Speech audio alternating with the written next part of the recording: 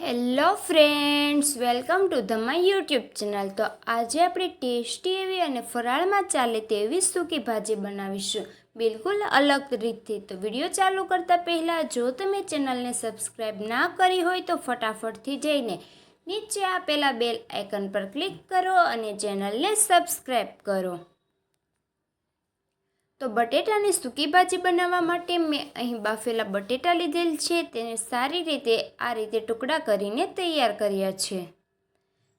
તો હવે એક કડાઈ લઈશું, તેમાં 2 ચમચી તેલ મૂકીશું। તેલ ગરમ થાય પછી તેમાં અડધી ચમચી જીરું ઉમેરીશું। ત્યારબાદ તેમાં સૂકા લીમડાના પાન ઉમેરીશું અને મરચાંની પેસ્ટ ઉમેરીશું। ત્યાર પછી અડધી ચમચી હળદર ઉમેરી સારી રીતે મિક્સ કરી દઈશું। ત્યારબાદ આપણે જે બાફેલા બટેટા રાખ્યા છે તે ઉમેરીશું। હળદર અહીં તેલમાં ઉમેરીશું જેથી હળદરનું કાચું ફ્લેવર છે તે ના રહે।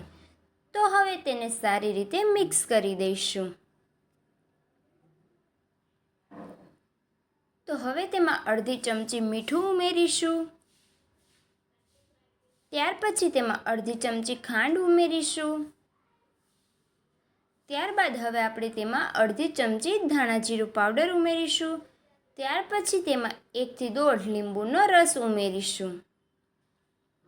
આ બધા જ મસાલા ઉમેર્યા બાદ તેને સારી રીતે મિક્સ કરી દઈશું। તો ફ્રેન્ડ્સ, હવે આપણી સૂકી ભાજી છે તે બિલકુલથી બનીને રેડી છે। તો હવે આપણે તેના ગાર્નિશિંગ માટે ધાણા ઉમેરીશું।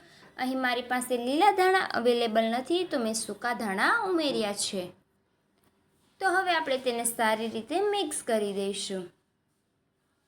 તો ફ્રેન્ડ્સ, આપણી સૂકી ભાજી બનીને બિલકુલથી તૈયાર છે। તો તમને આ સૂકી ભાજીની રેસીપી કેવી લાગી તે કોમેન્ટ કરો અને મારી ચેનલ ખુશી કુકિંગને સબસ્ક્રાઈબ કરો જેથી મારા અવનવા વિડીયો તમને મળી રહે। તો ગુજરાતી, પંજાબી, કાઠિયાવાડી, ચાઇનીઝ જેવી અવનવી રેસીપી જોવા માટે મારી ચેનલને લાઈક કરો, શેર કરો અને સબસ્ક્રાઈબ કરો। તો ફટાફટથી જઈને સબસ્ક્રાઈબ કરો।